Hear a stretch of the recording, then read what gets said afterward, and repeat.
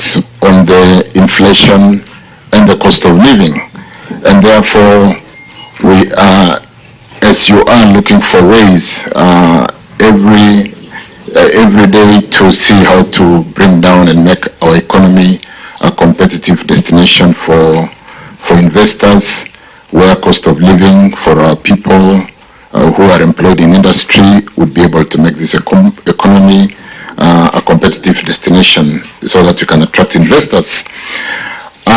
Chair, let me say as opening remarks that the recent happenings, particularly the post-COVID recovery period, where we've seen inflation in economies like the US, Canada, soaring to a high of 9%, is something that is being seen maybe in the last, 22 years, where we see Fed raising interest from a low of 1.5% to a 5.4% today, and then therefore causing the challenge of dollar unavailability in that tightening of monetary policy, and as seen particularly in the petroleum sector,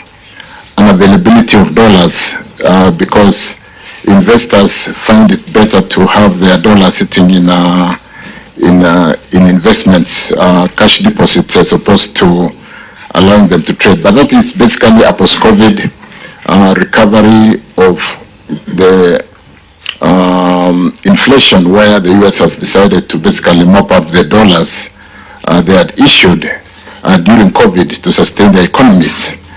And then so that challenge is there. It's a global challenge. Those of us who trade in tea are unable to sell our tea in the international market because of unavailability of dollars in Pakistan, in Egypt, in Iran. And whereas we need those dollars to procure products which we don't produce as Kenya, like petroleum, pharmaceuticals, and all the other products. And lately, when we have a deficit in food because of the climate change issues and the fact that we have not been able to sustain food security, we need dollars to basically import food to sustain our people. And this has seriously impacted, and like I said, energy, petroleum alone, honorable members, do have a requirement of $500 million on monthly basis. We import products into Kenya worth $500 million on monthly basis. We bring in 8 cargoes, 4 cargoes of diesel. A cargo is 80,000 metric tons. We bring in 4 cargoes of PMS, that is super petrol, and we bring in 1 cargo of DPK, dual purpose kerosene. And at a volume of about 750 cubic meters or meter cube, that is about $500 million every month. And to be able to, under the OTS system, honorable chairs, where the product will come into Kenya under OTS and be off-taken by the petroleum companies.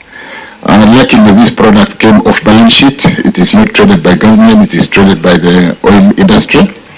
And when it comes into the Kenya under the OTS system, what we do immediately is they have to off-take the product within 5 days.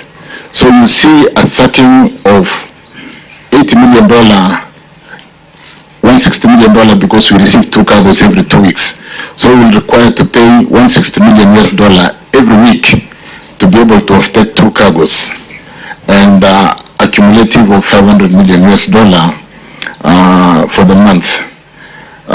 And that is why we had the late nomenclature of G2G, where we went into deferred issuance of LCs, which would service after 6 months.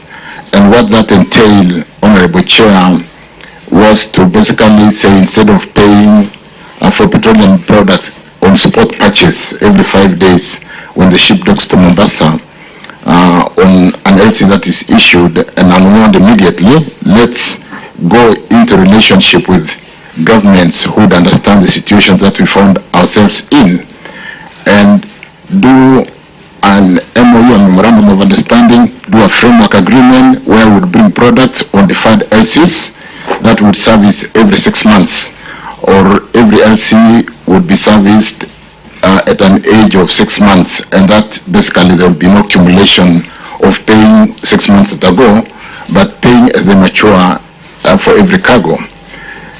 And we did that, honorable members, to basically delay the exiting of $500 million every month, to address with my colleague, the CS Treasury, the macroeconomic issues of ensuring how do we allow those $500 million to be available to the pharmaceutical, to be available to some debt swaps which have been, some swaps which have been done on the Kenya shilling, awaiting the improvement of the dollar liquidity or availability in the country. How do we deal with the food challenge, given the drought that ravaged this region because of the climate change issues for the last 5 years? And so we were able to negotiate with friendly countries like Saudi Arabia, who are the world leading. I think they control 22% of the world oil reserves. We did work with Abu Dhabi and ENOC to work on a framework agreement that would give us products on deferred LCs, and therefore delay the exiting of dollars for a period of 6 months. That, honorable members, did give us some benefits in terms of managing the interbank spread, the speculative tendencies which were there, where everybody of the over 100 oil marketing companies were running around town every day looking for dollars for the spot purchase, and exacerbating the depreciation. Because the Minister for CS National Treasury here will tell us how we've been able to slow down depreciation of the Kenya shilling from a high of 3% to some 1%, albeit the depreciation is still there because the tightening of the monetary policy continues because of what the background I gave in basically the US trying to manage its inflation. And we've seen countries like China and Russia trading in ruble, trading in their currencies, almost doing a barter trade in efforts to dollarize their economies, and so on and so forth. I've mentioned about tea. Those of us who trade in tea currently are not able to sell our tea because those other countries out there don't have dollars to pay us, and so on and so forth. So this has been one thing that we've done, Chair. We were able then under that framework agreement to negotiate for freight and premium, because the petroleum products are traded on Platts. The OPEC countries do fixed prices every month on basis of products which is released to the market every month. So because oil is internationally traded and we've got Platts pricing, the only area you compete on is freight and premium. The cost of bringing the product and the premium which is charged by the oil marketing companies, which we did negotiate and got a fairly competitive rate. Kenya today enjoys freight and premium on diesel of $88 per meter cube, against what is obtained today in the region, where we've seen a high of 260. I think currently Tanzania is having a freight and premium of about $160 per metric, per cubic meter or metric ton, if you do some literal conversion. So a high of 160 against Kenya 88. For PMS, we are currently having $95 per metric ton for super or petrol, whereas the region is having a fairly high rate, which I've shown in that document that I did circulate. And we've been, because we're dealing with a government to governments, agreed to that whenever the rates come down in the region, we are able to open that framework agreement and be competitive so that we are always below the pricing in the region. Albeit we can't do much on the international pricing of petroleum, which has soared from a $70 to $80 to $90. And I read an article in the Financial Times the other day, because of the Hamas and Israeli war, that that the international prices could go up to $150, and that would literally mean our products going to a high of 300 shillings per liter at the pump. We hope it doesn't get there. So we are almost managing scaling the heights as we chew the gum every day to make sure we do manage this frame. And because I did say, Chair, that these are products which are real drivers of inflation.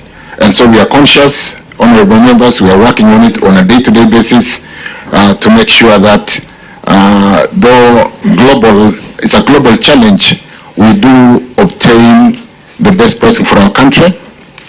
Kenya is a gateway for Uganda, Kenya is a gateway for Congo, South Sudan, and so we are not just managing for Kenya, we are trying to really obtain the best as a gateway because of our port of Mombasa, which services the other countries which are landlocked in the region.